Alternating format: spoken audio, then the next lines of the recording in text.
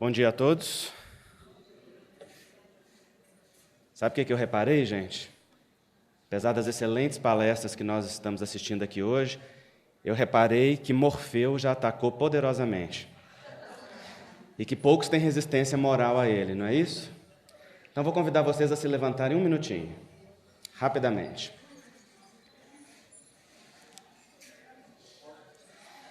Vamos esticar os braços lá em cima, dar uma boa espreguiçada, com as duas mãos sem roubar. Isto, agora aproveita que está com o braço esticado e dá um abraço quem estiver do lado.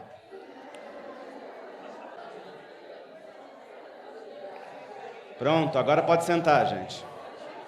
Espírito é um problema, começa a abraçar, não para nunca mais. Olha lá, a gente fala abraça quem está do lado, os acadêmicos já juntaram todo num bolo só.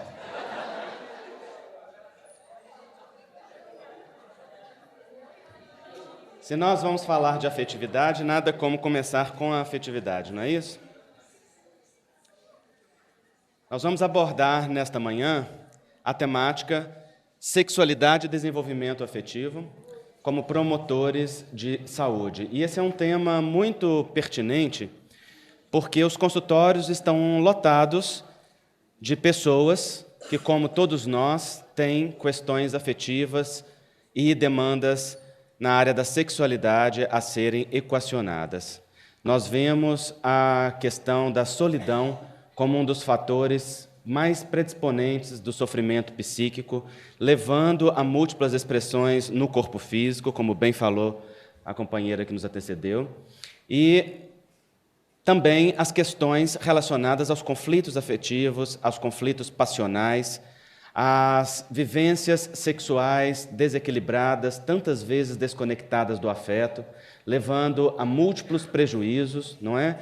As dificuldades da convivência familiar, as exclusões afetivas que geram tantos danos. No livro Homossexualidade sob a ótica do espírito imortal, eu escrevi a respeito da homofobia.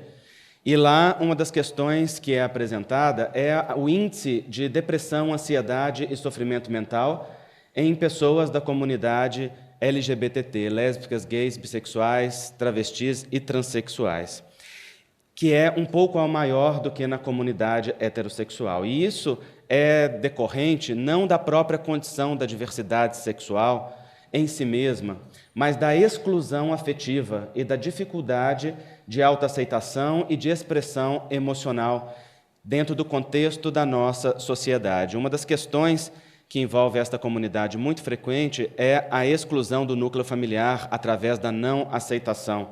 Cerca de 26% das pessoas LGBT são expulsas de casa quando compartilham com os seus familiares a sua orientação sexual ou as suas questões afetivas, e isto as pesquisas demonstram que leva ao espaço da marginalidade da vida, não é? Muito frequentemente a prostituição, ao uso de drogas e, sobretudo, a um estabelecimento de laços afetivos mais profundos e mais frequentes com aqueles que estão ao redor, que são os amigos, o que a psicologia chama de família de eleição.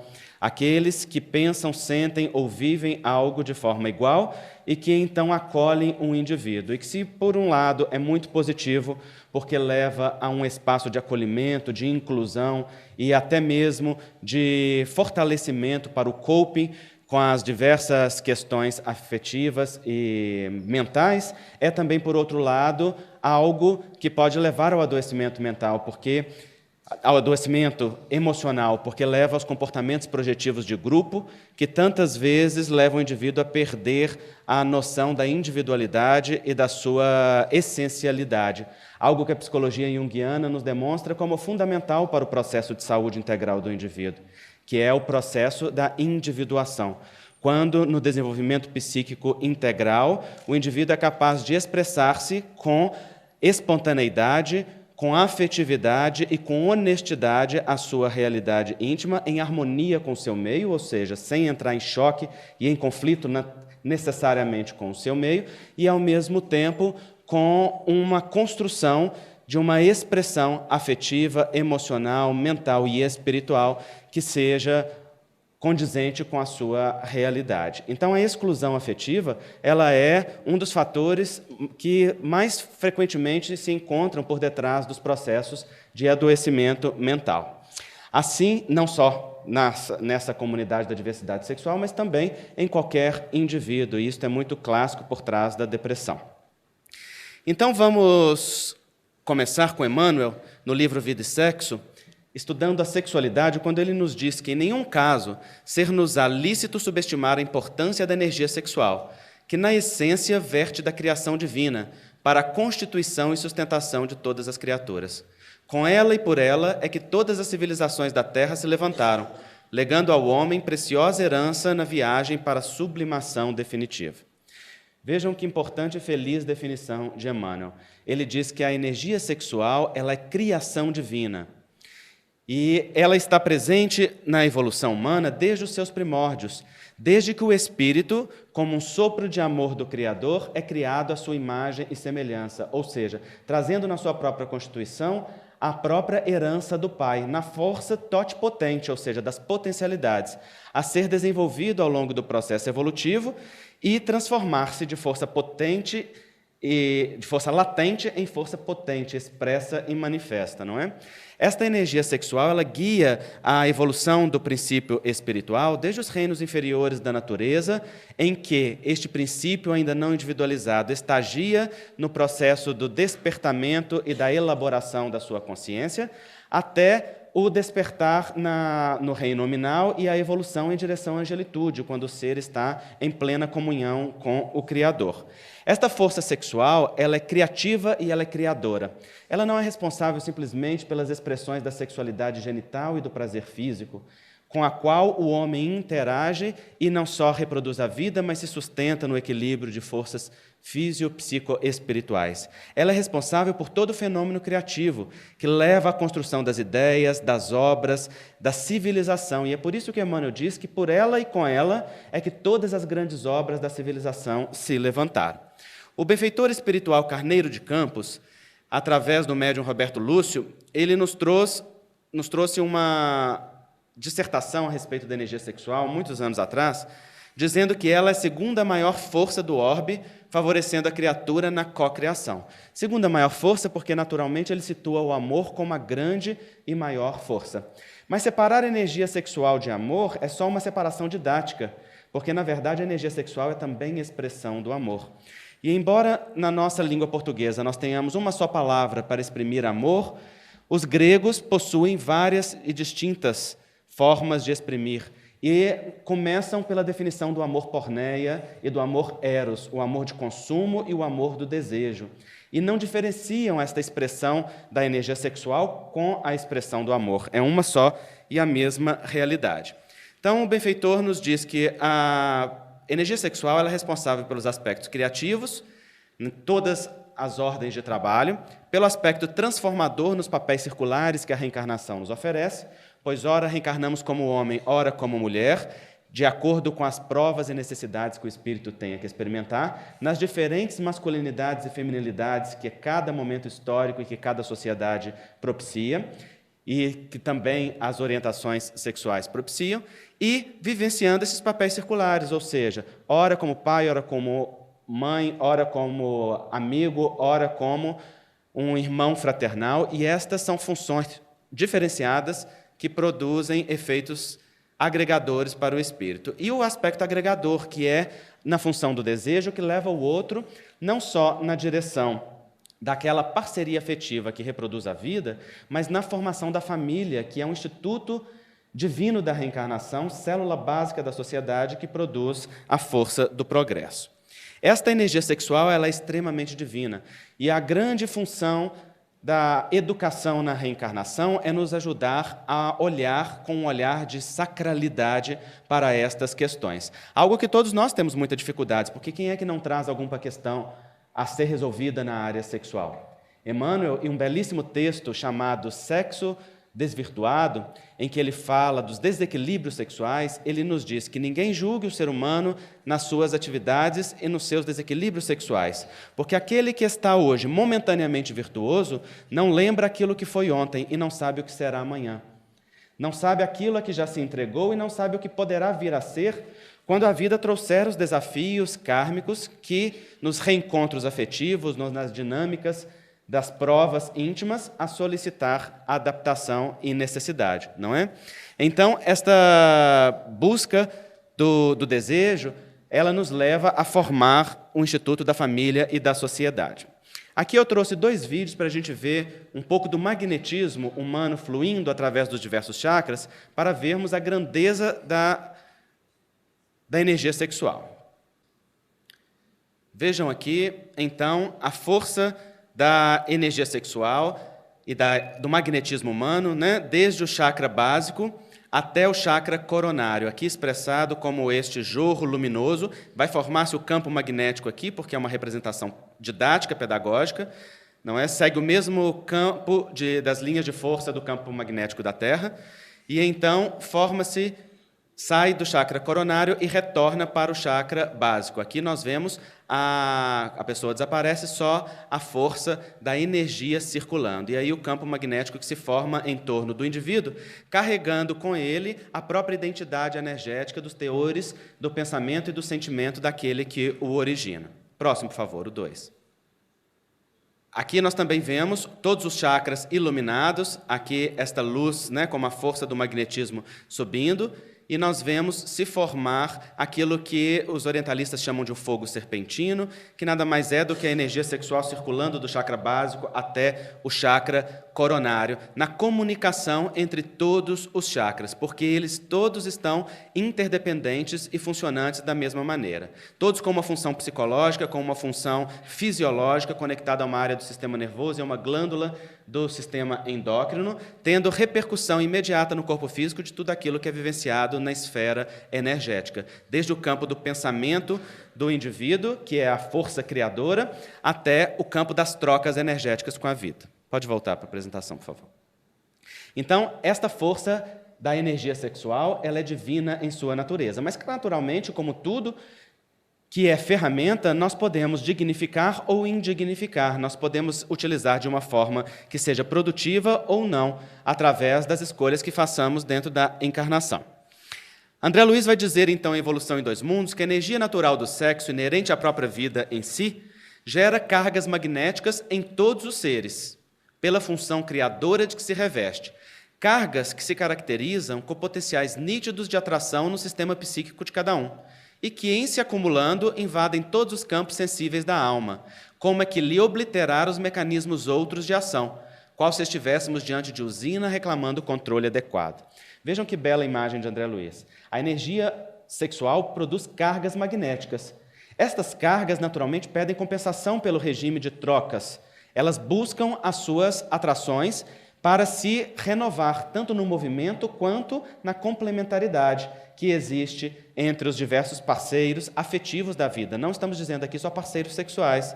Estamos falando aqui, sobretudo, das parcerias, por exemplo, da amizade, da família, das relações amorosas entre pais e filhos. Isso é extremamente importante. Quando o indivíduo se fecha para as trocas afetivas, ele promove, naturalmente, uma retenção dessas cargas magnéticas. Ou quando vive crenças negativas, culpabilizantes, que lhe levam a reprimir a sua expressão afetiva, muito mais do que a sua expressão sexual, a não permitir a troca e a honestidade na sua busca por afeto e por alegria na vida, então estas cargas magnéticas elas se acumulam, podendo invadir outros campos sensíveis da alma. De certa forma, esta definição nos lembra a descrição de Freud dos processos da neurose, quando o teor de forças da libido, não canalizado, não sublimado ou não direcionado, seja na expressão ou no redirecionamento útil para uma outra questão, ele se acumula na alma, gerando um sintoma simbólico daquela carga magnética, daquela carga afetiva, libidinosa, ali acumulada. André Luiz está dizendo que invade outros campos sensíveis da alma, gerando sintomas, como, por exemplo, nós vemos por detrás de muitos transtornos psíquicos. Exemplo, as fobias e a síndrome do pânico, que tantas vezes, além dos componentes espirituais que a caracterizam, tem conteúdo sexual no seu entorno. Freud mesmo descreve uma dessas questões em uma de suas obras, quando ele narra um pânico pelo vento. Ele conta que era uma jovem que era muito recatada dentro de uma sociedade vitoriana, cheia das regras sociais, das aparências, e que certo dia ouviu dizer que uma sua vizinha, muito mais livre na sua expressão sexual, ela chegou na janela se insinuando para os homens e então bateu um vento e levantou-lhe o vestido. E a jovem ouviu falar disso e desde então desenvolveu um pânico de vento. Porque este pânico de vento, na verdade, e ela só descobriu naturalmente toda esta correlação na terapia, era, na verdade, o medo de que ela tinha de que o seu próprio desejo, a sua própria expressão sexual fosse manifesta e reconhecida naquela sociedade. Mas este medo, em verdade, manifestava a sua vontade. Era o seu interesse de poder se mostrar livre como gostaria, não é? E que ela viu na vizinha isto representado, conflitando com seus desejos, com suas crenças familiares e sociais, produzindo naturalmente um efeito simbólico na forma do sintoma. Então, André Luiz nos fala que esta usina obliterada, ela reclama um controle adequado. E ele vai dizer, o instinto sexual não é apenas agente de reprodução entre as formas superiores, mas, acima de tudo, é o reconstituinte das forças espirituais, pelo qual as criaturas encarnadas ou desencarnadas se alimentam mutuamente na permuta de raios psíquico-magnéticos que lhes são necessários ao progresso. E aí ele está dizendo que quando se estabelece uma relação afetiva ou amorosa, se estabelece entre aqueles indivíduos uma corrente de forças que alimenta e retroalimenta. Qual de nós não conhece as maravilhas de uma relação amorosa ou, sobretudo, de uma amizade bem constituída? Aliás, eu particularmente penso que a amizade ela é uma das grandes forças da humanidade, porque as parcerias afetivas dentro dos casamentos, dentro dos namoros, muitas vezes passam, modificam-se, e as amizades tantas vezes ficam como sustentáculos do ser ao longo da encarnação, dentro das provas e dos caminhos que tenha que sustentar. Mas um indivíduo que se fecha para esta troca afetiva, que não confia, que não se permite partilhar, que não se permite aprender e ensinar, que não se permite dividir para multiplicar, naturalmente fica como uma casa fechada sob um sol escaldante. Esta casa do lado de dentro fica insuportável. O ar vai ficando quente de uma tal maneira que não dá para viver ali dentro de um conforto. E muitas vezes a depressão, a angústia da alma, os conflitos são representação desta casa fechada. E para que ela seja aliviada, mesmo que o sol não desapareça, porque são as provas necessárias da existência, é simples abrir a janela e a porta, deixando que o ar circule ou flua, fazendo uma movimentação ali muito positiva. Então, o afeto, ele é algo extremamente importante e necessário na vida, para a promoção da saúde. Sem afetividade não há como sobreviver, porque criatura nenhuma pode se garantir a vitória isolada. E embora a porta seja estreita, porque só passa um, e cada um tenha que dar o seu testemunho dentro do campo encarnatório, na autotransformação e na autossuperação, há muitos sirineus que nos ajudam a carregar a cruz das necessidades individuais dentro do próprio espaço. E Jesus deu uma demonstração brilhante disso, não só quando aceitou que Cirineu lhe ajudasse a carregar a cruz, mas, sobretudo, e muito mais, quando constituiu o colégio apostólico dos 12 amigos sinceros e leais, ainda que depois da traição de Judas, que lhe comungaram ali não só a aprendizagem, mas, sobretudo, a multiplicação dos ensinos naquilo que se seguiu. E isto é uma lição muito importante. Continua André Luiz. O instinto sexual, nesta fase da evolução, não encontra alegria completa senão em contato com outro ser que demonstre plena afinidade, porquanto a liberação da energia que lhe é peculiar do ponto de vista do governo emotivo solicita compensação de força igual na escala das vibrações magnéticas. Isso é muito importante, porque é isso que ele está dizendo, dessa troca, não é? E desta compensação de forças que se faz dentro das relações afetivas. Relações afetivas essas que são um grande desafio dentro da encarnação, porque naturalmente nós sabemos que nós reencontramos dentro do campo afetivo aqueles espíritos com os quais nós temos compromissos do passado. A família se forma não só pelos corações afins, mas também, e muitas vezes, por aqueles com os quais nós temos débitos de um passado, de equívocos diante da lei do amor, necessitando agora do reequilíbrio da aprendizagem em conjunto, não para o sofrimento em conjunto, porque o objetivo da encarnação não é punitiva, mas para o objetivo reeducativo da encarnação, quando os indivíduos se ajudam mutuamente dentro do progresso, ofertando-se a complementaridade das potencialidades, que o Livro dos Espíritos explica ser a função da vida social. Então, esta compensação dentro da escala de vibrações magnéticas, ela é necessária, mas é um grande desafio. E nisto, o casamento representa um grande elemento educativo, porque o espírito sai da poligamia, onde há apenas sensualidade, diz André Luiz, para a monogamia, aliás, diz Emmanuel, para a monogamia, onde há construção afetiva. E este é o grande ganho da construção familiar e da oportunidade do casamento, que, segundo os espíritos, é um progresso na marcha da humanidade. Casamento este, gente, aqui, em qualquer setor e em qualquer ação, inclusive o casamento homoafetivo. Pois, quando perguntaram a Emmanuel a respeito se 2 homens ou 2 mulheres poderiam viver sob o mesmo teto em regime de comunhão como marido e mulher, ele citou esta pergunta como resposta e disse que os espíritas reencarnados na Terra com o objetivo de propagar a divulgação do cristianismo redivivo estavam aptos à conclusão do estudo em exame, né? Ou da pergunta.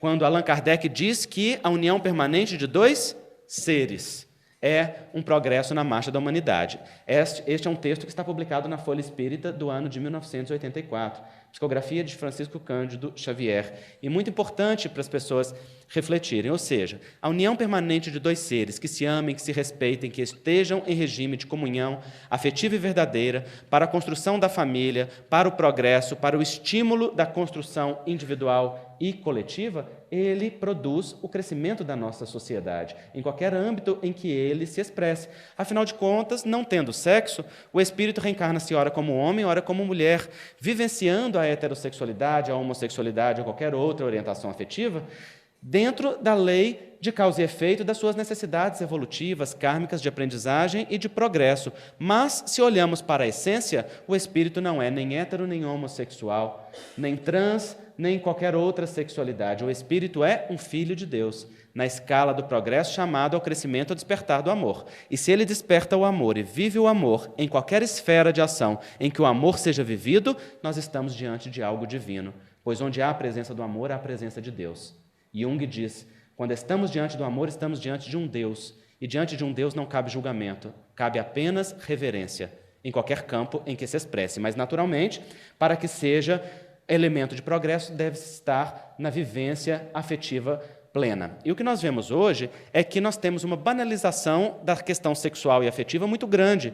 E as pessoas se desrespeitam. Nem o homem respeita a mulher, nem a mulher respeita o homem, nem os homens aos homens, nem as mulheres dentro das relações homoafetivas. Há uma grande banalização das relações sexuais que necessita de uma revisão dentro da educação sexual.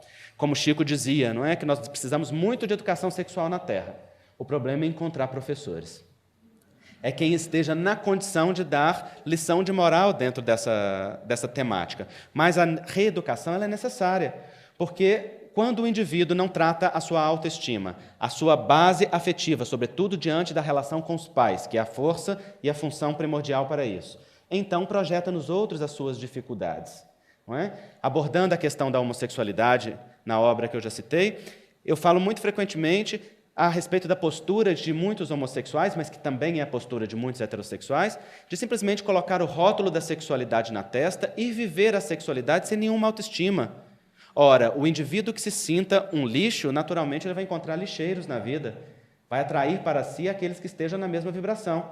E o que acontece é que as pessoas muitas vezes se liberam na liberalidade ou na libertinagem da vivência sexual, de uma forma promíscua e de uma forma descompromissada, achando que isso é liberdade, é alto amor ou é expressão afetiva, quando é um engano, porque, não se sustentando em uma base de alto amor, o indivíduo naturalmente se submete às relações que não o dignificam e vira um círculo vicioso.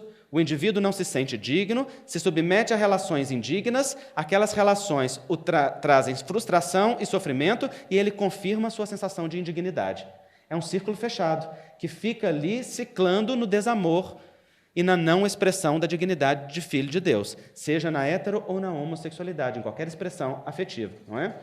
Necessitando, portanto, da construção da autoestima em bases sólidas de auto-amor, autorrespeito e vivência superior, quando o indivíduo se vê como um filho de Deus e, portanto, passa a buscar aqueles que com ele somam e constroem, e não aqueles que com ele simplesmente vivem prazeres.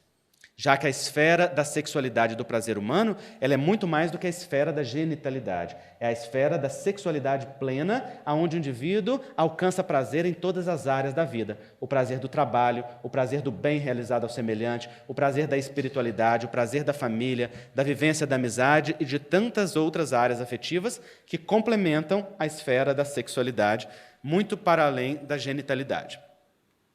Então, o casamento, ele promove o estabelecimento da família, a educação da afetividade, o auxílio recíproco na evolução, uma alimentação afetiva que é extremamente importante dentro da escala do progresso, não é? Nos reencontros, já falamos disso, no exercício do amor gregário, do amor grupo, para o amor ágape, que é o amor doação universal. E se nós observamos a prática de Jesus, é muito interessante. Onde Jesus começa o seu trabalho? Ele começa o seu trabalho em uma bodas, em um casamento, em uma união afetiva, onde ele, com o grupo familiar e na presença da sua mãe, acompanhado daqueles que eram seus afetos, ele faz a multiplicação da água em vinho, transformando o elemento simples em elemento de melhor e maior sabor, que é o que faz Jesus quando está verdadeiramente na vida do indivíduo. Não é? O indivíduo nova criatura é. Faz com que as coisas velhas passem e tudo seja novo, como diz Paulo de Tarso. Jesus inicia, então, este trabalho de renovação da humanidade através de um círculo familiar, afirmando a grandeza do afeto e da família ali naquela boda. Mas o casamento precisa, como qualquer relação afetiva, ser pensado e refletido para que ele seja muito eficaz. Porque as relações afetivas, elas muito frequentemente se transformam, dentro do seu campo de conflitos, em relações de violência, em relações de domínio, de submissão, em que uns projetam no outro a sua própria dificuldade. E dentro da relação afetiva, como bem nos mostra a imagem das alianças, 1 mais 1 não pode ser igual a 1, nem pode ser igual a 2. Porque se for igual a 1, tem uma anulação de individualidades, numa sobreposição de personalidades. Se for igual a 2, estão isolados e desconectados.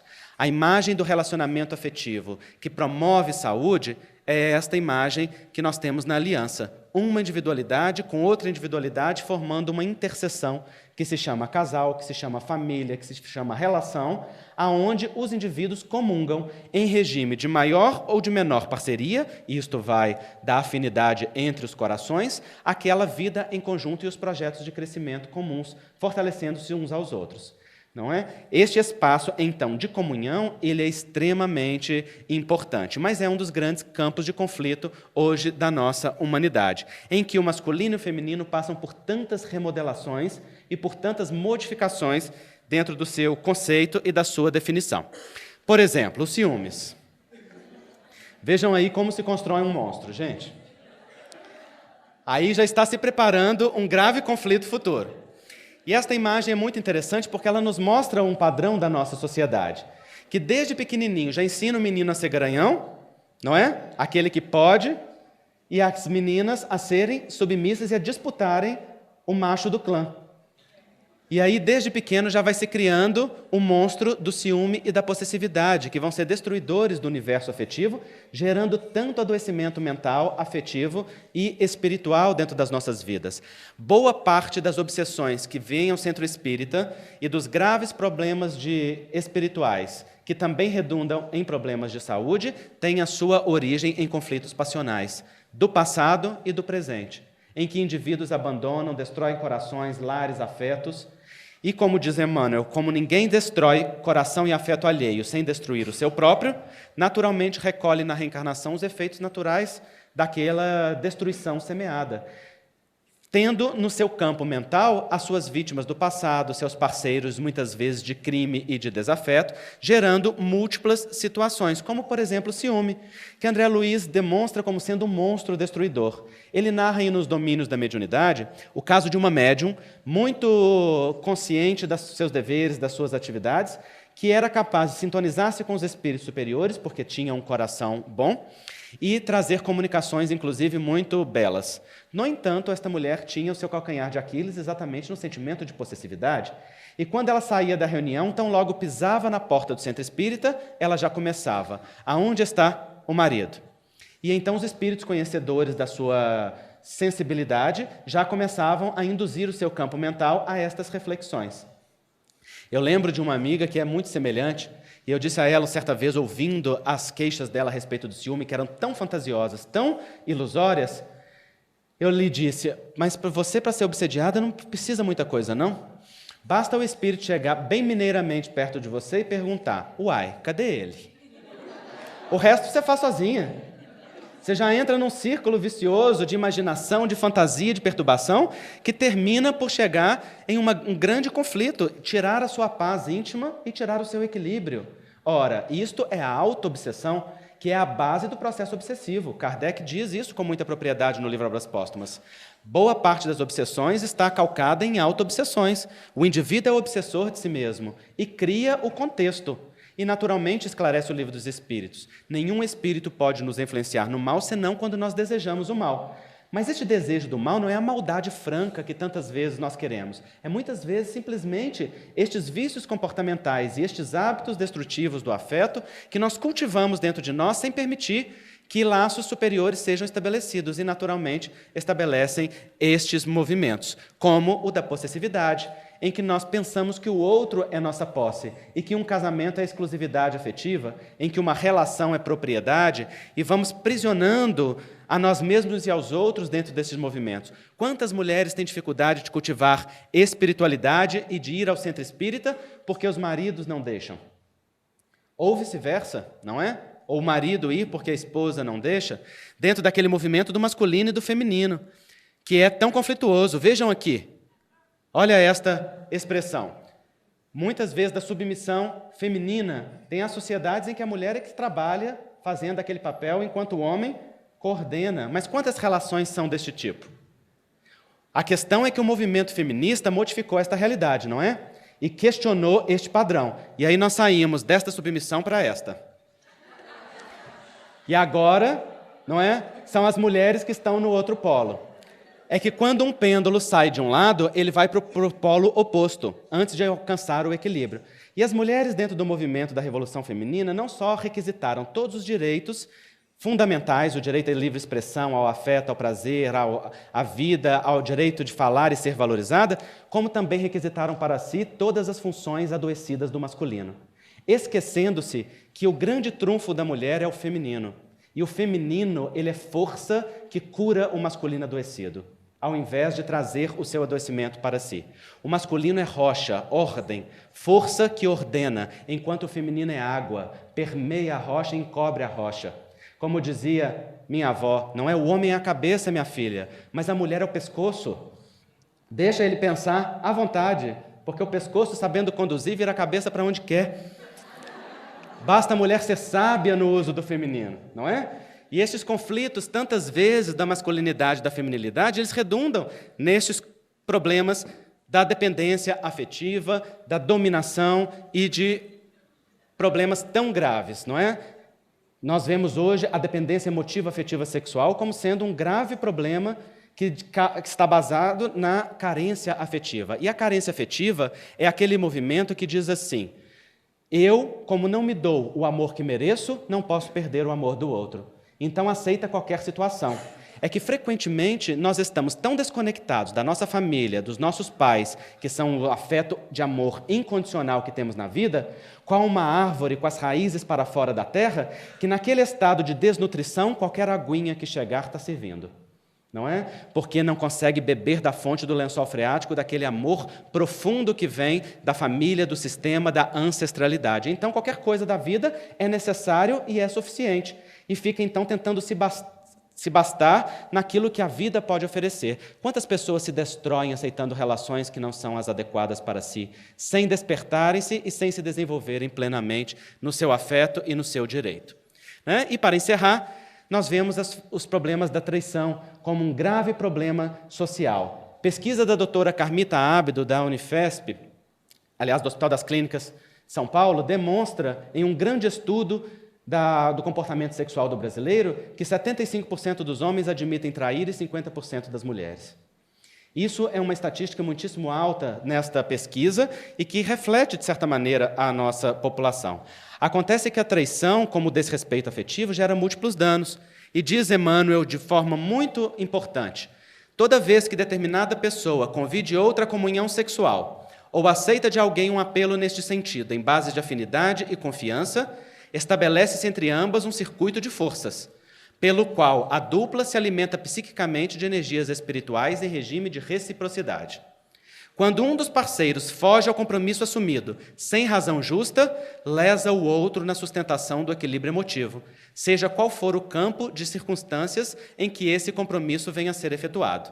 É dada a ruptura no sistema de permuta das cargas magnéticas de manutenção de alma para alma, naquela troca que sustentava os seres.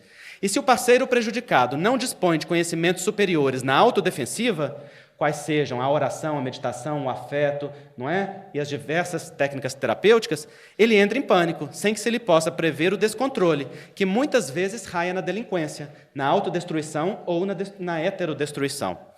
Tais resultados da imprudência e da invigilância repercutem no agressor, que partilhará das consequências desencadeadas por ele próprio, debitando-se-lhe ao caminho a sementeira partilhada de conflitos e frustrações que carreará para o futuro. Em outras palavras, retorna para o certo daquilo que planta e faz na vida do semelhante. Ninguém fere o coração do outro sem ferir o seu próprio. Da mesma forma, ninguém deixa o coração e a vida do outro plena de felicidade sem deixar a sua plena de alegria e de força. Desta maneira, o desenvolvimento afetivo, na honra à força sagrada da sexualidade, é força divina, que produz a força das relações afetivas, sadias, sustentadoras, promotoras do equilíbrio do pensar, do sentir e da troca, para que o ser humano, equilibrado nas suas forças e nas suas funções, possa alcançar os altos fins da existência, quais sejam o cumprimento dos seus deveres reencarnatórios, muitos deles perante a família, perante os próprios afetos, perante si mesmo, o seu despertar psíquico e espiritual integral e a sua dedicação ao bem dentro do afeto do amor ágape universal, seguindo os passos de Jesus e fazendo da sua vida um hino de louvor ao amor, à grandeza do Criador em si, pois sendo fonte da mesma fonte, provindo da mesma grandeza que é o amor infinito de Deus, a criatura traz em si a própria marca do Criador, destinada a ser co-criadora na vida, ou seja, a revelar Deus em si, a revelar a grandeza do amor e do bem em si, dentro da função que lhe está destinada. Que possamos, então, valorizar estas questões afetivas e sexuais à luz da imortalidade da alma, não só para a saúde do corpo, mas para a saúde da alma de toda a sociedade. Muito obrigado.